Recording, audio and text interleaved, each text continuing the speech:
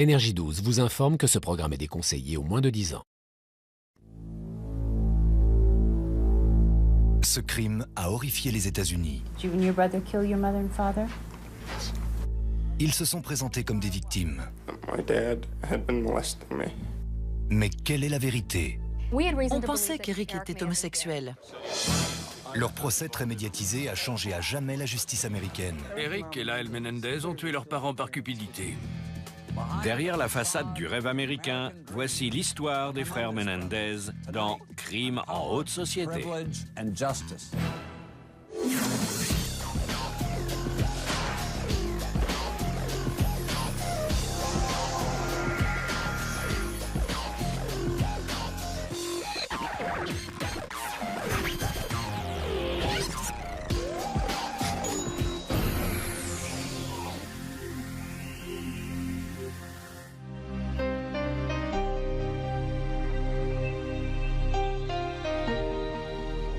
José Menendez semble comblé.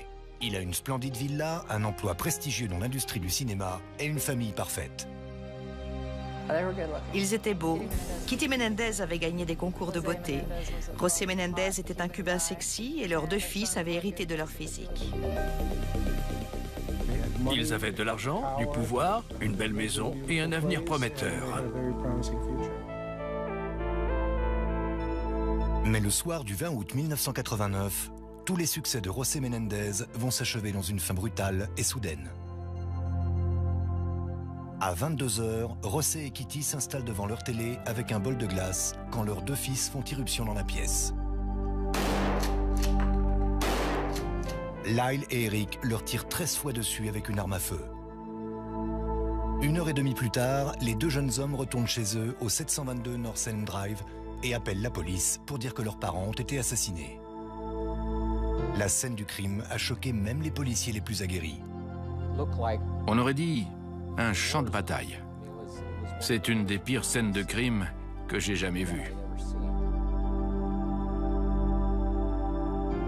On ne s'attendait pas à ça à Beverly Hills.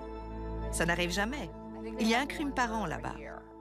J'ai vécu à quelques rues du 722 North Elm Drive. La maison des Menendez était grande et belle. Mais à l'intérieur n'y régnait que désespoir, peur, cupidité et la haine qui a provoqué ces meurtres. Le meurtre de José et Kitty Menendez a été si violent que la police a d'abord cru à l'œuvre d'assassins professionnels, comme des membres de la mafia ou des dealers colombiens. Mais les soupçons se tournent rapidement vers les deux fils privilégiés qui seraient au centre du crime et de sombres secrets familiaux. José Menendez est né dans l'élite de la haute société de la Havane à Cuba. Sa famille est socialement puissante. Ils sont connus pour être beaux, sportifs et brillants en affaires.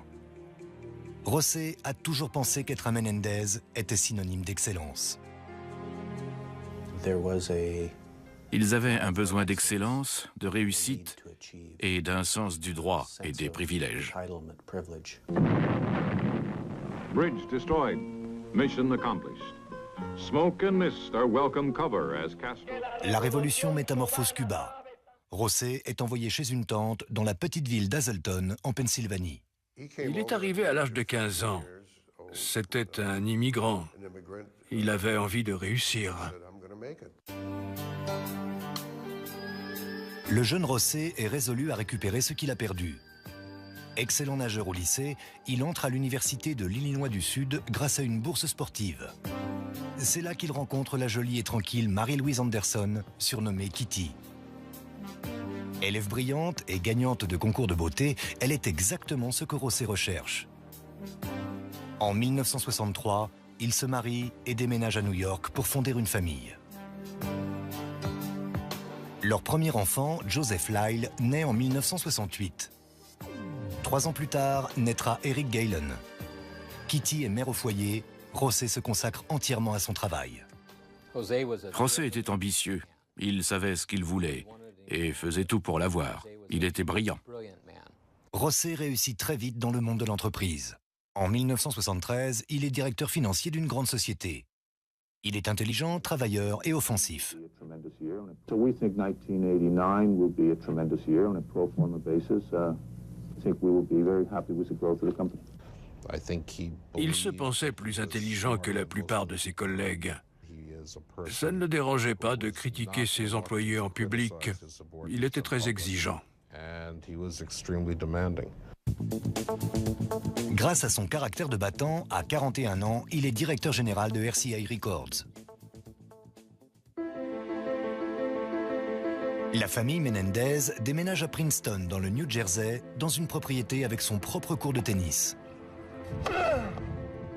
Lyle et Eric sont doués en sport. Leur père veut en faire des champions de tennis.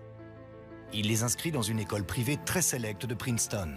Son rêve est qu'ils fréquentent un jour l'université de Princeton.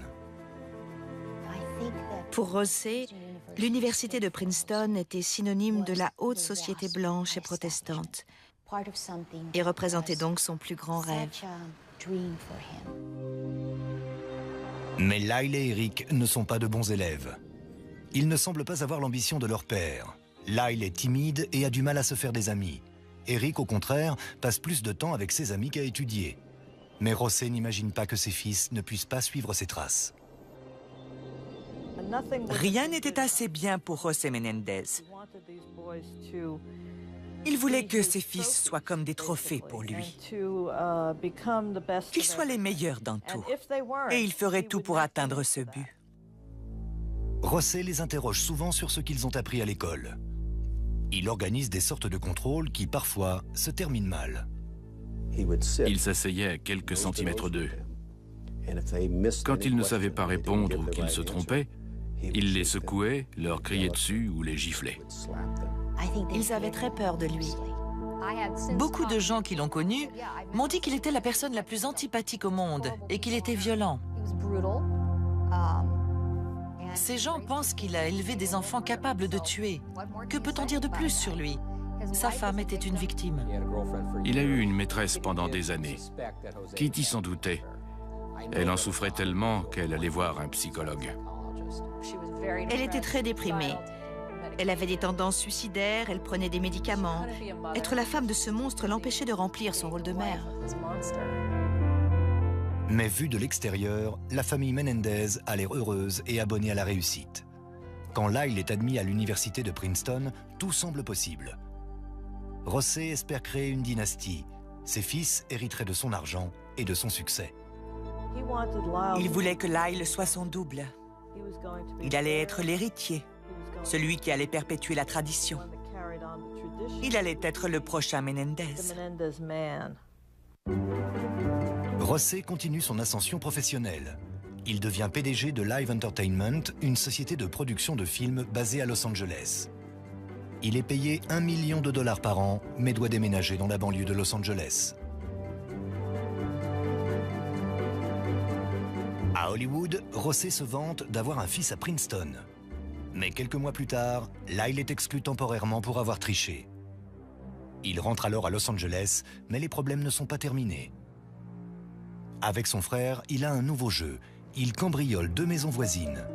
Il vole pour $100 000 en espèces et en objets. Ils ont tout dévalisé dans la maison. Lyle et Eric sont arrêtés pour excès de vitesse alors que les objets volés sont dans le coffre. Lyle risque la prison. José ne reste pas les bras croisés. Il demande à Eric, alors mineur, de mentir et de prendre toutes les responsabilités. Il rembourse ensuite $11 000 aux victimes de ses fils. Ça leur a appris que l'argent pouvait les sortir de n'importe quelle situation. Eric est mis à l'épreuve et il doit voir un psychologue. Ça sera le docteur Jérôme Ozil. José voulait que le docteur Ozil lui répète tout ce que lui disait Eric, ce que le psychologue a accepté. Mais Eric a alors cessé de se confier. Il devait trouver un autre moyen de résoudre ses problèmes. José a honte que ses fils aient cambriolé leurs propres voisins. La famille déménage donc dans une maison d'une valeur de $4 millions à Beverly Hills, au 722 North Elm Drive. Chacun des enfants, à sa manière, était une grande déception pour José Menendez. Là, il était trop timide et réservé. Eric était un peu efféminé. Il ne rentrait pas dans le moule qu'avait imaginé leur père pour eux. José est bien obligé de reconnaître un jour que Lyle et Eric ne seraient jamais ce que lui voulait qu'ils soient. Il décide de revoir son testament et de les priver de son héritage de 14 millions de dollars. Cette décision lui sera fatale. José Menendez a réussi dans la vie. Il habite une villa à Beverly Hills et gagne 1 million de dollars par an à Hollywood. Mais ses fils Lyle et Eric ne sont pas à la hauteur de ses espérances. José leur a donc annoncé qu'il ne ferait plus partie de son testament. La suite des événements va traumatiser Beverly Hills et les États-Unis tout entiers. Quelques semaines après cette annonce, le 20 août, à 23h47, la police de Beverly Hills reçoit un appel paniqué. Il s'agit de Lyle Menendez. Il est en pleurs.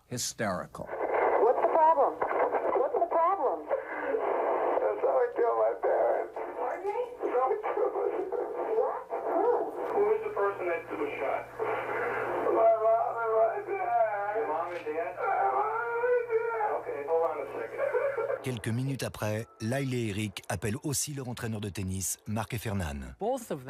Ils pleuraient tous les deux au téléphone. Lyle répétait « Notre père est mort. Tu peux venir ?»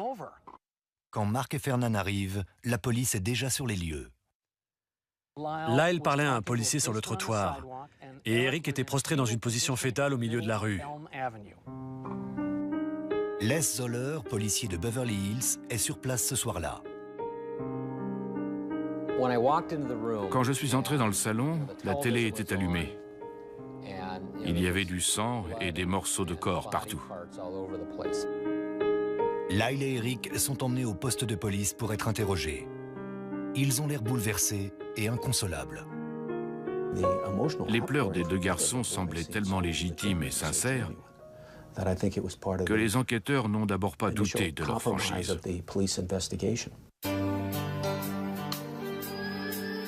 Lyle et Eric disent à la police que les assassins doivent être des membres de la mafia avec lesquels leur père faisait des affaires. Alors que les policiers approfondissent cette piste, les corps de José et Kitty sont transportés à Princeton où est célébrée une messe. Pendant la messe, ils m'ont semblé attristés et sincères. Ils étaient effondrés. Mais j'ai été très surpris à la réception, juste après, de voir qu'ils avaient réussi à passer de leur rôle d'enfant triste à celui de parfaits hôtes d'une réception. Mitzi Eisenberg, l'assistante de José, m'a raconté une anecdote très révélatrice. Elle était dans la limousine avec Lyle après la messe et le jeune homme lui a dit « Je vais suivre les pas de mon père ». Mitzi lui a répondu qu'il allait pouvoir vivre sa propre vie. Et Lyle lui a dit en lui montrant ses pieds « Non, non, vraiment, j'ai les chaussures de mon père aux pieds ». Aussitôt leurs parents enterrés, Lyle et Eric commencent à mener la grande vie avec l'argent de l'entreprise de leur père. Ils s'achètent des montres de luxe et des vêtements de marque. Lyle s'offre une voiture de sport à 64 000 $ et Eric se paie un nouveau 4x4. Ils louent de luxueux appartements à Marina del Rey, en Californie. Et enfin, ils font engager par l'entreprise leur entraîneur, Mark Effernan, pour un salaire annuel de 72 000 $. On a engagé un entraîneur olympique de musculation. On a analysé leur profil nutritionnel complet, leurs cheveux et leur taux de protéines avec un nutritionniste spécialisé dans le métabolisme. On a mesuré leur consommation d'oxygène, leur souplesse, leur force et plein d'autres choses. Ils ont commencé à dépenser beaucoup d'argent. Et ce n'est pas courant de faire le deuil de ses parents en dépensant leur argent. Les policiers commencent à comprendre. Leurs soupçons se tournent vers Lyle et Eric. Mais les deux frères ne s'inquiètent pas. Maintenant que son père tyrannique n'est plus là, un nouveau Lyle, sûr de lui, décide d'entrer en affaires. Il achète un fast-food à Princeton pour 550 000 $ et fait des allers-retours entre Los Angeles et Princeton. Après les meurtres, Lyle n'arrêtait pas de dépenser de l'argent. Il n'avait pas l'air d'avoir conscience de ce qui s'était passé. Par contre, Eric souffrait. Il a perdu du poids, il dormait mal. Ce qu'il avait fait ne le laissait pas indifférent. Je l'ai vu pleurer plusieurs fois. Il était très triste, déprimé. Alors que Lyle fait des affaires à Princeton, Eric, resté en Californie, commence à craquer émotionnellement. Si Lyle avait commis ces meurtres tout seul et qu'Eric n'en avait rien su, Lyle n'aurait pas été soupçonné. Mais Eric devait se confier parce qu'il avait une conscience. Pour soulager sa conscience, Eric se confie à son ancien psychologue, Jérôme Ozil. Eric est allé voir le docteur Ozil et lui a avoué que lui et son frère avaient tué leurs parents. Quand Lyle rentre à Los Angeles, il est furieux d'apprendre qu'Eric a parlé. S'il avait voulu commettre le crime parfait, il n'aurait pas dû impliquer son petit frère. Son frère n'était pas comme lui. Quand Lyle découvre que son frère a tout raconté au psychologue, il est en colère. Mais le docteur Ozil réussit à retourner la situation. Lyle finit par tout avouer. Il pense avoir commis des meurtres parfaits dont son père aurait été fier. Le docteur Ozil réussit à convaincre Lyle et Eric d'enregistrer leurs aveux. Ces enregistrements provoqueront la chute des frères Menendez.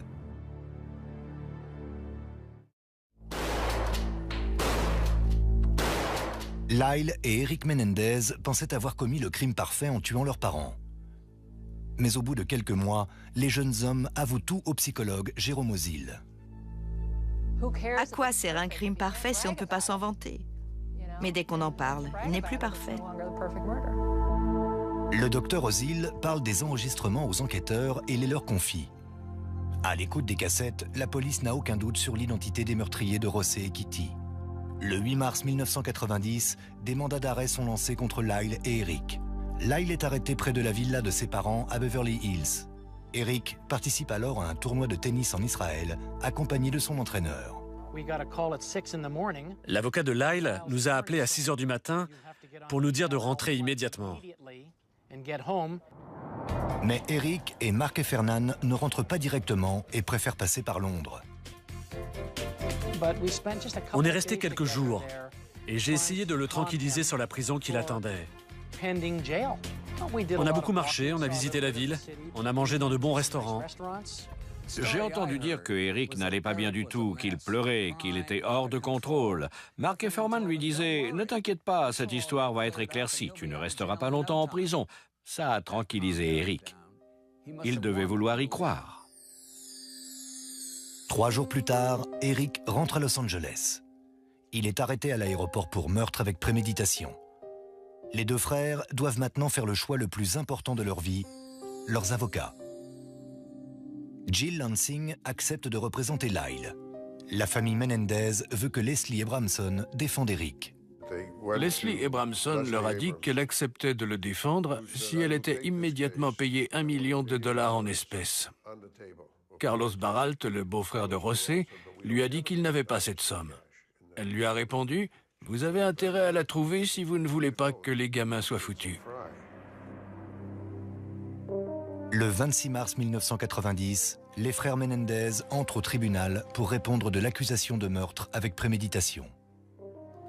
Leur première apparition a été au tribunal municipal de Beverly Hills. Mr. Eric Galen Menendez, do you understand the charges against you? I understand both of them, Your Honor.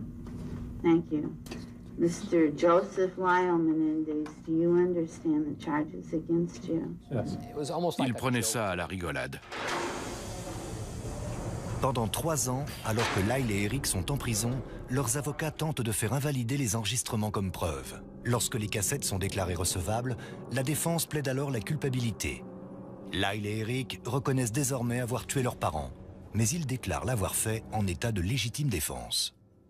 We have evidence that will prove that they were experiencing fear, that they were in imminent danger of death or great bodily injury at the hands of their parents.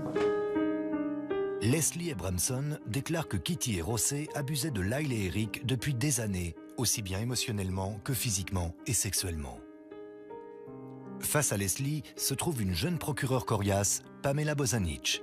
Elle dit qu'il n'y avait aucune maltraitance et que les frères ont agi par cupidité. This is a case of People versus Joseph Lyle Menendez, and the jurors are all back. Welcome. Good morning. Le juge, Stanley Weisberg, décide que les deux frères seront jugés ensemble, mais par des jurys différents. Il autorise la chaîne Court TV à filmer le procès.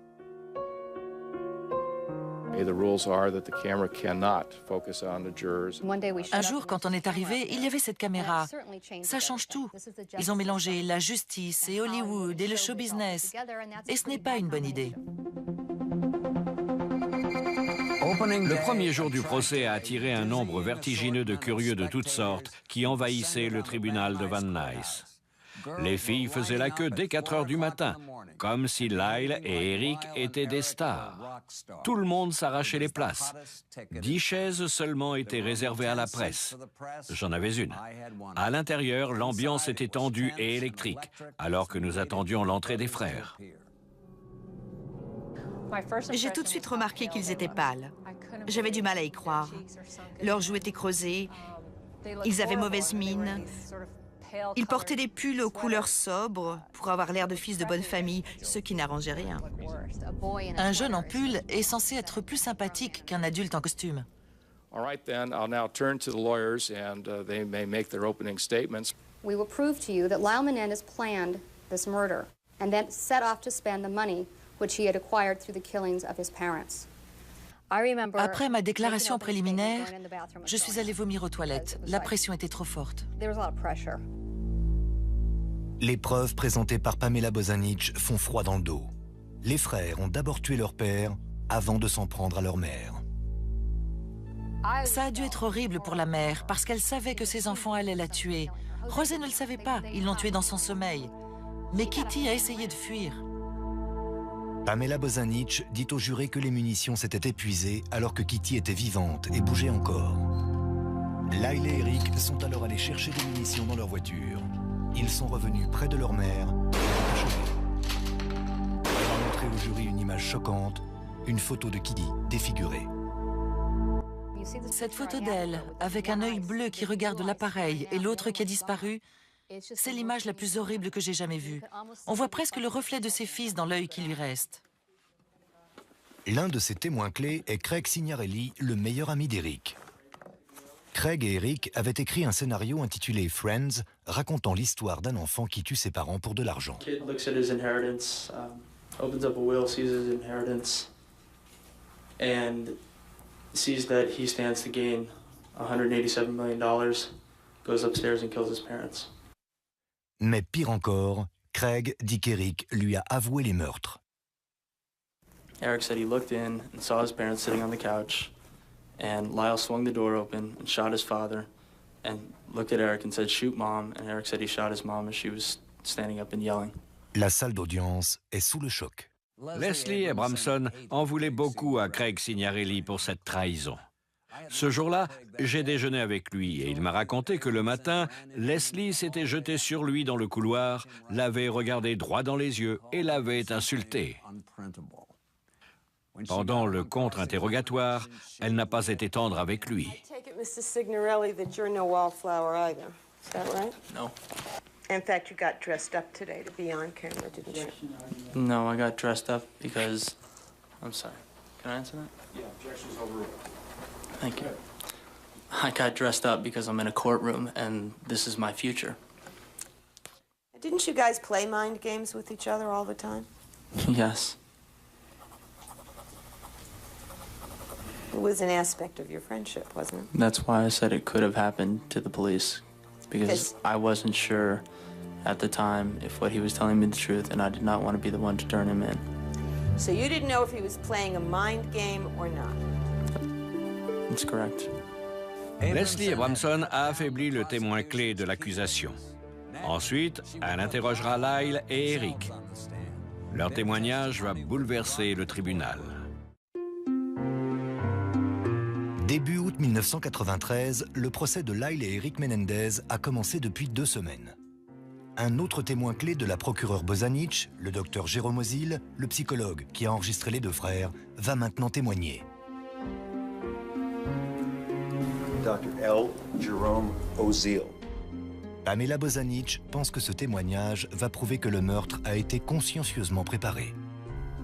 Eric felt a need to commit the murder relatively quickly. Lyle wanted to take some time to plan it out more effectively, to make sure that it was as perfect as could be. And Eric just didn't feel that he could do that. L'élément crucial du procès est le mobile. Selon le docteur Oziel, les frères mentent quand ils disent qu'ils avaient peur de leurs parents. They really didn't kill their parents for money, but out of the hatred that they had, in particular towards their father. Did you ask them why they killed their mother? Yes, I did. And what was the explanation given to you? That the mother was a witness. Yes, he did. Pamela Bozanic semble avoir marqué un point grâce au témoignage du docteur Oziel. Mais le psychologue n'est pas pris au sérieux en raison d'une liaison qu'il a eue avec une patiente, Judalyn Smith. Oziel avait demandé à sa maîtresse d'écouter à la porte de son cabinet pendant qu'il parlait avec les deux frères. Elle a entendu Lyle le menacer de mort s'il révélait leur secret. Judalyn m'a dit « Je ne croyais pas au diable avant d'entendre parler ces garçons. Et aujourd'hui, j'y crois. » Did your acquaintanceship with her begin with a telephone call from her? Leslie Abramson attaque la crédibilité de Jérôme Oziel. How long after you met her at her apartment did you start having sex with her? I don't recall that. Did you ever give her drugs? Absolutely not. She sued you claiming that, didn't she? She claimed it. He was probably Il était la personne la plus perturbée dans la salle. C'était un vrai cauchemar. He was a nightmare. Après un mois et des dizaines de témoins, Pamela Bozanic conclut sa plaidoirie. Les observateurs qualifient le procès de feuilleton. All right. Well, we didn't forget you. Il allait se transformer en cirque. I'm going to object. Le programme le plus suivi de la télévision. Et dans le rôle principal, Leslie Abramson. Leslie Abramson est connue pour utiliser beaucoup de gros mots dans ses conversations privées. Mais surtout, c'est une femme extravagante, énergique, redoutable et parfois très drôle. Personnellement, je n'aimerais pas subir un de ces contre-interrogatoires. Leslie est franche avec la presse, If it was a last-ditch effort, I knew about it 3.5 years ago. agressive au tribunal Now, if everybody wants to blame me, fine, I'm guilty. et maternelle avec ses clients. Elle avait pour eux des gestes d'affection ou leur enlever leur pull. Sincèrement, je ne sais pas si ça faisait partie de son rôle pour les rendre plus sympathiques. Elle aimait beaucoup Eric Menendez.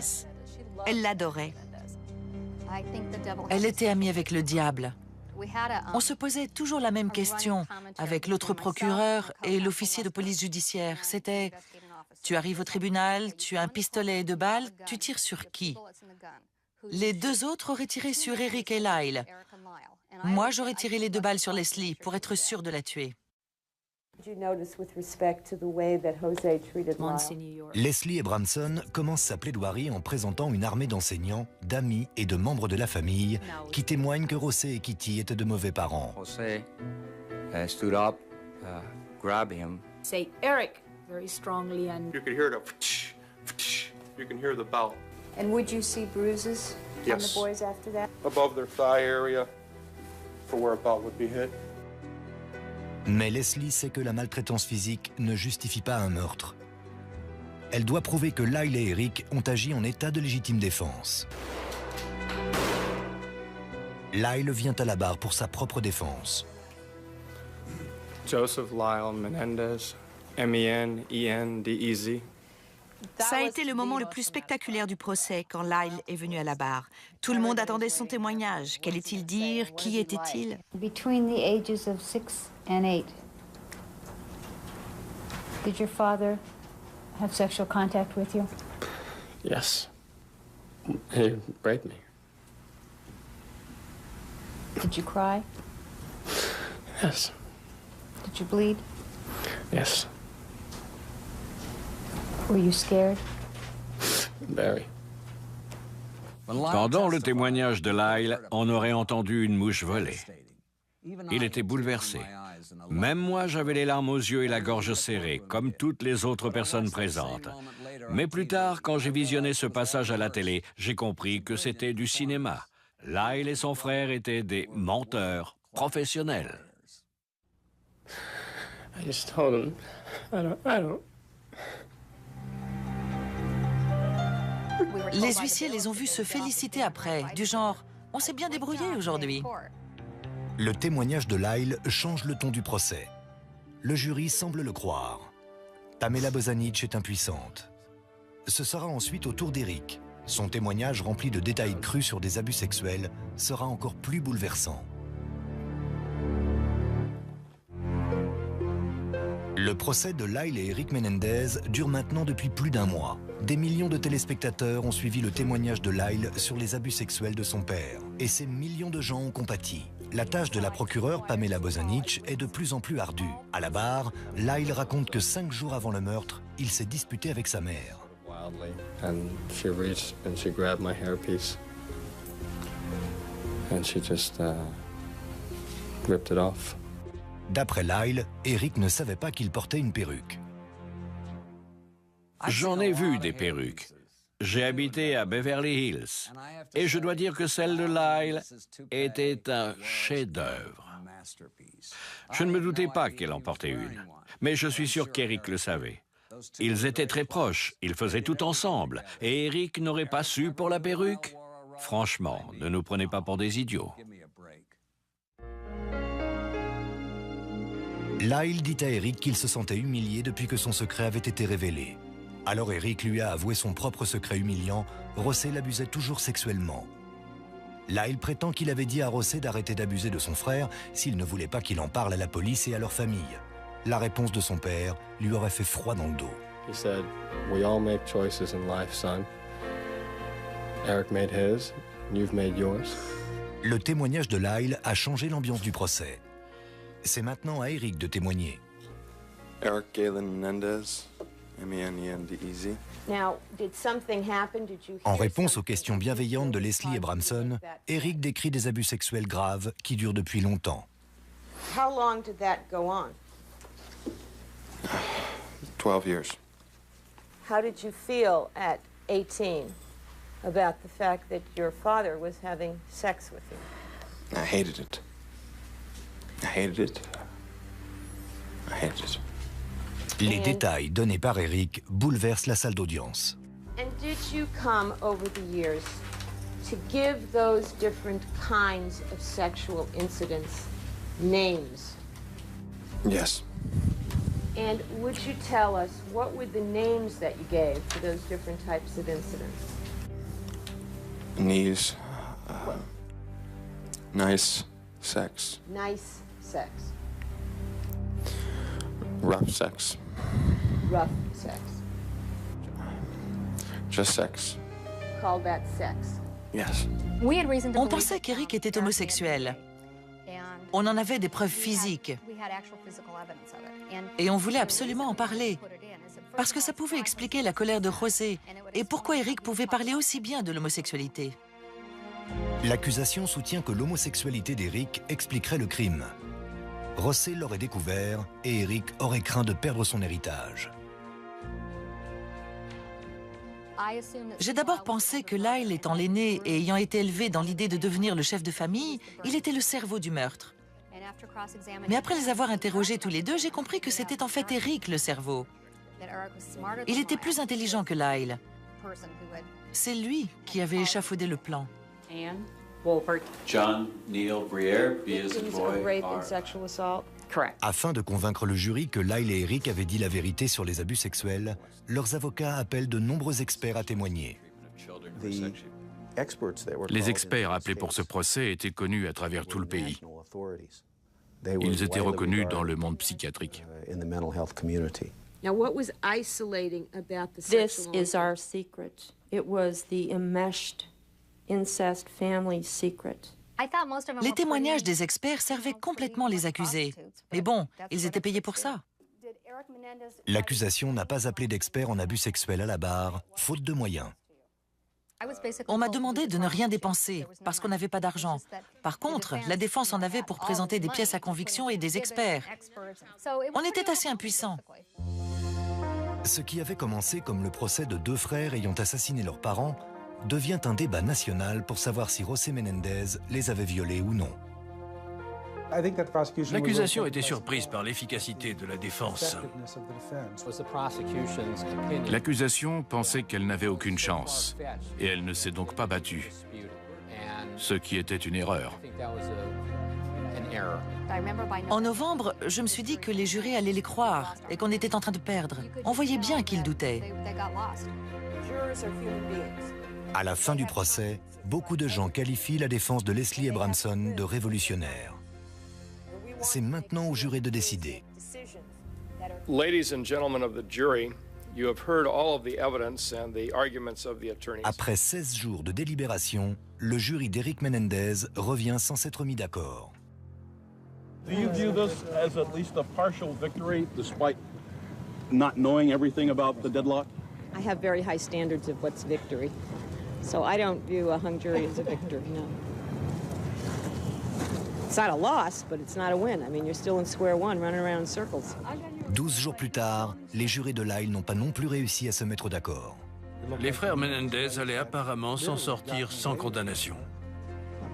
Le procès est terminé, mais pas la fascination de tout un pays.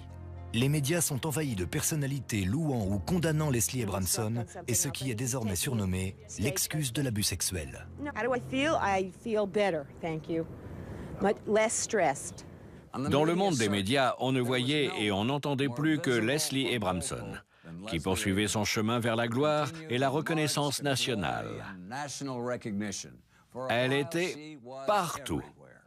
Beaucoup de gens considéraient qu'elle contrôlait les médias autant qu'elle avait contrôlé le procès. Les médias s'intéressent aussi de près aux jurés. Leslie Abramson prend sous son aile 4 des jurés d'Eric.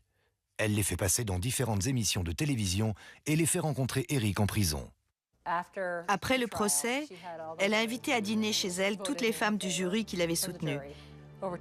Et ce soir-là, elles ont apparemment discuté au téléphone avec Eric, qui était en prison. Au bout de 3 ans et demi, la bataille de Lyle et Eric contre la justice semble être dans une impasse. Mais rien dans leur milieu privilégié ne les avait préparés à ce qui allait se passer ensuite. The court finds that the jury is hopelessly deadlocked and declares a mistrial in this matter. Dans le procès d'Eric et Lyle Menendez, aucun des jurys n'a réussi à tomber d'accord. Les deux frères devront être rejugés. We have an ethical, a professional, and moral responsibility to go forward with this case as a first-degree murder case. Alors que Lyle et Eric sont en prison, un autre meurtre à Los Angeles passionne le pays. O.J. Simpson, accusé d'avoir assassiné son ex-femme Nicole et son compagnon Ronald Goldman, est acquitté grâce à une équipe d'avocats talentueux payés une fortune. Dans les années 80, quand José Menendez travaillait pour une grande société de location de voitures, O.J. Simpson tournait dans les pubs de la marque. Un soir, José a invité O.J. à dîner pour qu'il rencontre ses enfants. O.J. n'a jamais revu Lyle et Eric avant de les rencontrer dans l'aile réservée aux célébrités de la prison de Los Angeles. Ils étaient alors tous les trois accusés de double meurtre. Le bureau du procureur général était sous pression. On avait perdu le procès contre O.J. Simpson juste avant le début de la révision du procès des frères Menendez. Le juge Stanley Weisberg, le président du premier procès, est revenu très assagi. Il a interdit les caméras dans la salle d'audience et a serré la vis à tout le monde. Les millions de José Menendez ont disparu, ainsi que les avocats hors de prix. C'est désormais Charles Gessler qui va défendre Lyle. Il est avocat de l'assistance judiciaire. C'est toujours Leslie Abramson qui défend Eric, mais son salaire est ramené à $10 000 par mois et est versé par l'État. Le nouveau procureur, David Cohn, est décidé à ne pas laisser Leslie Abramson contrôler le procès. Cette fois, les choses vont être différentes. David Cohn et son collègue ont été très stricts. David agissait avec une grande rapidité. Le juge Weisberg refuse les témoignages des amis et des membres de la famille qu'il avait acceptés lors du premier procès. Et Lyle, qui avait pleuré en parlant des abus sexuels, ne viendra pas à la barre. Nous avions beaucoup plus d'éléments pour l'accuser. Il avait peur de venir à la barre pour témoigner. On pouvait notamment l'attaquer sur cette déclaration. On a trompé la moitié du pays au premier procès. Maintenant, on va tromper l'autre moitié. Et cette fois, Leslie Abramson commet une erreur. Elle demande à William Vicary, un psychiatre, d'examiner Eric en prison. Ses conclusions sont utiles, mais pas assez pour Leslie. Elle m'a menacé. Vous retirez ça de vos conclusions et de votre rapport, ou vous ne travaillez plus pour moi. J'ai pris la mauvaise décision, j'ai changé mon rapport. William Vicary modifie ses conclusions et invente une autre version. Mais au procès, suite à une erreur administrative, les notes originales tombent entre les mains de l'accusation. Pendant le contre-interrogatoire du docteur Vicary, je lui ai parlé d'une différence entre ce qu'il disait et son rapport, en pensant qu'il y avait une explication rationnelle. Et là, j'ai appris qu'il y avait deux rapports. À la barre, William Vicary doit reconnaître que Leslie Abramson lui a demandé de modifier son rapport. Le public n'en revenait pas, le jury non plus, le juge non plus, et nous encore moins.